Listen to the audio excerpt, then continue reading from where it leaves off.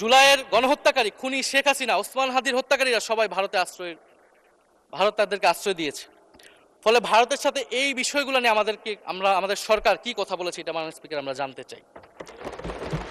ভারতের সাথে সম্পর্ক আমরা উন্নয়ন করতে চাই, ভারত আমাদের প্রতিবেশী দেশ, কিন্তু মর্যাদার ভিত্তিতে, সাম্যের ভিত্তিতে এই সম্পর্ক হতে হবে মাননীয় স্পিকার।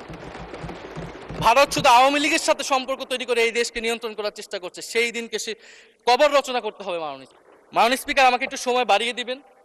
আমি যে সময়টা পেয়েছি এটা বিরোধী দলের কোটা থেকে, আমি আশা করব সরকারি দলের কোটা থেকে আমি আরো 10 মিনিট পাবো মাননীয় স্পিকার। মাননীয় চিফ হুইপ এবং সংসদ নেতা নিশ্চয়ই এটাতে সম্মতি দিবেন। মাননীয় স্পিকার, আমরা ভারত এবং পররাষ্ট্রনীতি নিয়ে কিছু কথা বলতে চাই। এই সরকার আসার পর একটা জিনিস বারবার আছে যে ভারতের সাথে সম্পর্ক উন্নয়ন, এবং মাননীয় পররাষ্ট্র মন্ত্রী যিনি আগের সরকারের নিরাপত্তা উপদেষ্টা, যার পদত্যাগ তৎকালীন বিএনপি চেয়েছিলেন, সেই পররাষ্ট্রমন্ত্রী ভারতে সফর করেছেন প্রথম, এবং তিনি যে বিবৃতি দিয়েছেন সেই বিবৃতিটা আমাদের কাছে স্পষ্ট না। আমরা কোন ভিত্তিতে ভারতের সাথে সম্পর্ক উন্নয়নের কথা বলছি? যেই ভিত্তিতে আওয়ামী লীগ উন্নয়নের কথা বলেছিল সেই ভিত্তিতে? ভারত বাংলাদেশকে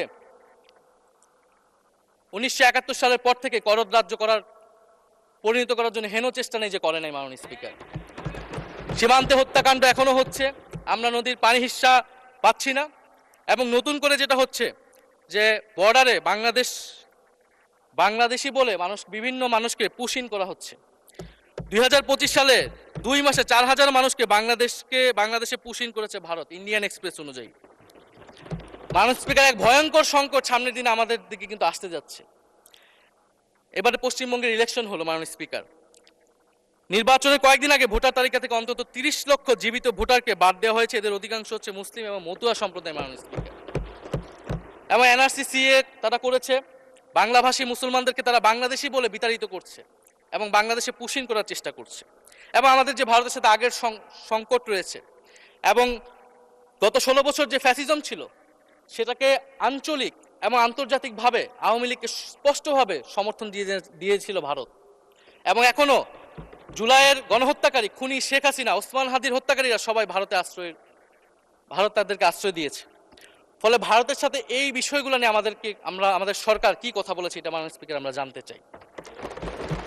ভারতের সাথে সম্পর্ক আমরা উন্নয়ন করতে চাই, ভারত আমাদের প্রতিবেশী দেশ, কিন্তু মর্যাদার ভিত্তিতে, সাম্যের ভিত্তিতে এই সম্পর্ক হতে হবে মাননীয় স্পিকার। ভারত শুধু আওয়ামী লীগের সাথে সম্পর্ক তৈরি করে এই দেশকে নিয়ন্ত্রণ করার চেষ্টা করছে, সেই দিনকে সে কবর রচনা করতে হবে মাননীয় স্পিকার। ফলে এটা আমরা বুঝতে পারতেছি না ভারত বিএনপির সাথে বা বর্তমান সরকারের সাথে তার সম্পর্কের ভিত্তিটা কি, এবং বর্তমান সরকার আমার এই কথাগুলো যেগুলো আমি বললাম সেগুলো নিয়ে ভারতের সাথে কথা বলেছে কিনা মাননীয় স্পিকার।